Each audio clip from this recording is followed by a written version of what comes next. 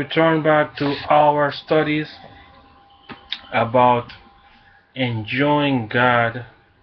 We've been doing some clips, some Christian humor, but we need to do some more clips about our studies about enjoying God.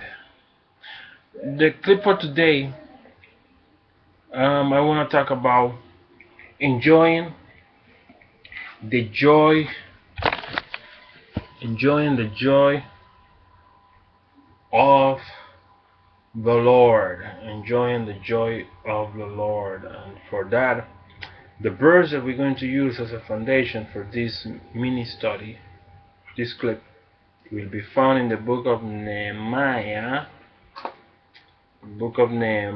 chapter 8,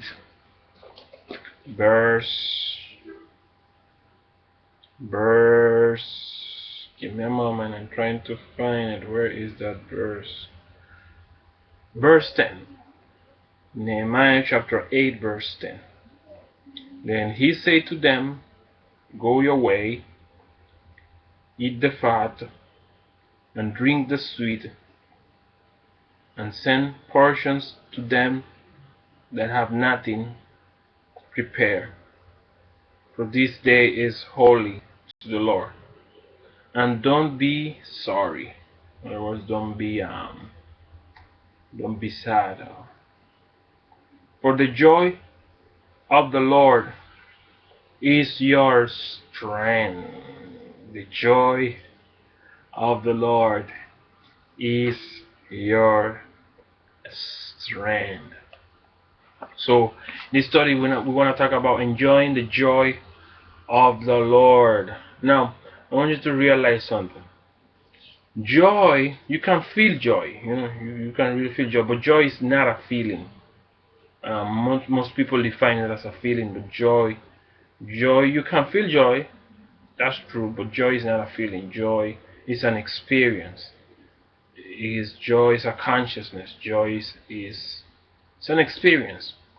Is more than just a so-called feeling, because pleasure is a feeling, but it's not necessarily joy.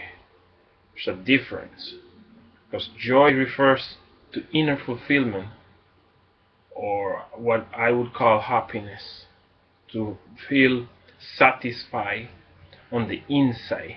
That's inner satisfaction or joy. Now he said that the joy of the Lord is our strength. And the psalmist also said that God is our exceeding joy. So the Lord himself is our joy. He's our source of joy, and he is joy.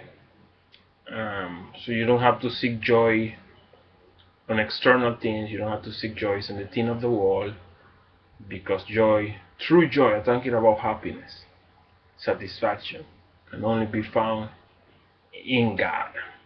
Sin promises you joy, but it cannot deliver. Sin may give you pleasure, but not happiness. It's something that I cannot emphasize enough. Now, when this verse was written, they were going through a difficult situation. They were trying to build the city of Jerusalem. They were trying to build the walls of the city, and they have some enemies that were threatening them. And so there was, discouragement could have crept in so easily. And one of the things which can kill your joy, steal your joy, is discouragement, man. It's just so easy to get discouraged, man. Financial problems, family problems, marriage problems, sickness, poverty, problems at your job, different issues, that really suck the joy out of life, and all of us experience that, so many problems, so many difficulties and struggles. But you got to realize, as I said before, that life is a school, and it's just you have to go through those tests, those trials to mature your character. It's a character development. And that's one of the reasons why God allows you to go through those tests and those trials, you know. But you will not always be in the same trial all the time, you know. You know, though I walk through the valley of the shadow of death, you walk through the valley. I mean, you're just passing through. You will not all the time be there suffering and suffering and suffering all the time. You know what I'm saying? So sometimes we get discouraged. Easy to get discouraged, and when you get discouraged, you lose your joy. I mean, but this verse is saying the joy of the Lord is our strength. You know, it's very important. So joy is important. Joy is necessary. Joy is vital. Joy is essential.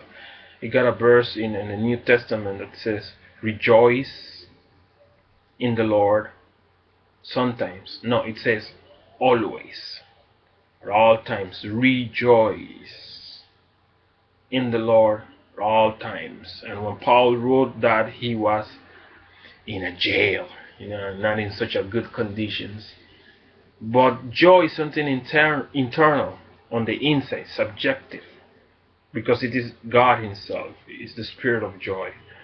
And it's interesting that the word strength may also mean fortress.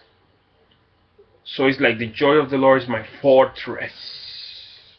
So it's like, even though you're going through a difficult situation, this spiritual joy, this joy of God, is a safe place. It's a fortress where you hide in the midst of the storms of life. You know, you're going through all these problems, all these things are trying to frustrate you, all this stress, all the attacks of the enemy, all the, you know, the bills and stuff like that, dealing with poverty. And I know I hate poverty, man. I just hate poverty, man. I hate poverty, man. Anyhow, that's another theme. But you know the struggles you go through. You know the problems you go through daily, man.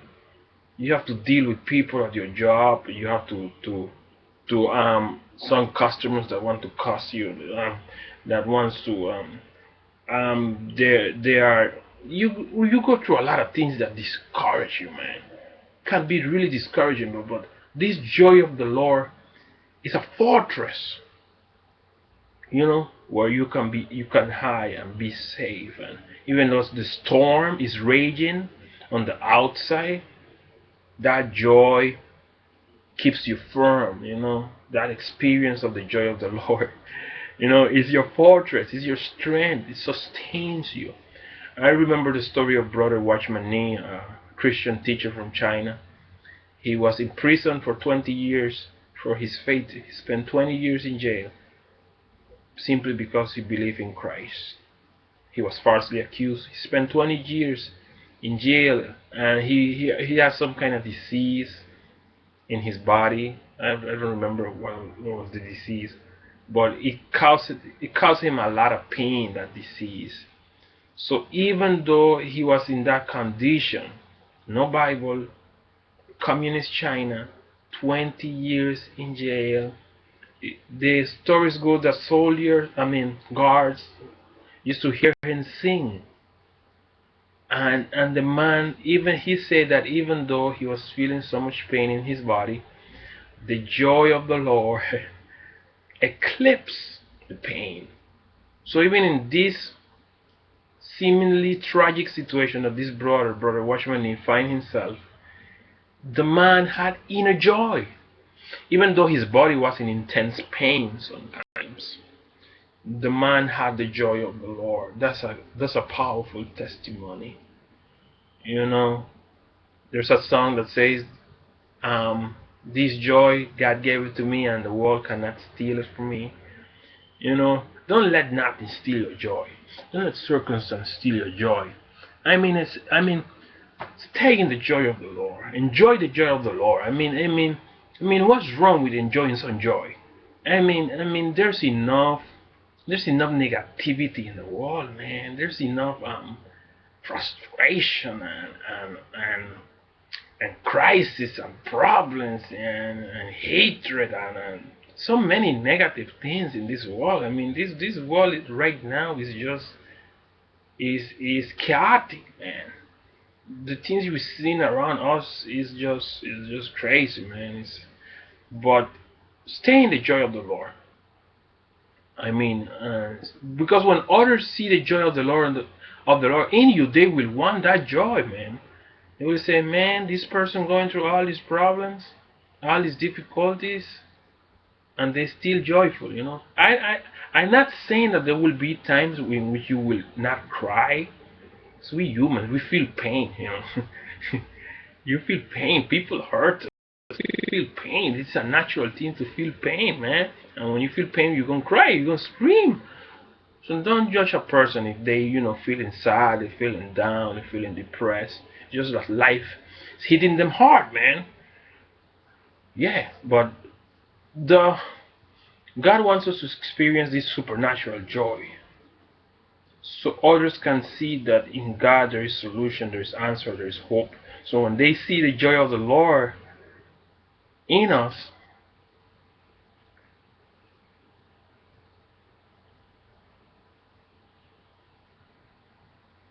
mm,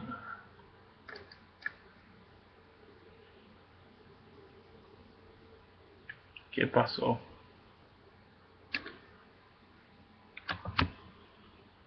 Having some difficulties here with the transmission, the recording.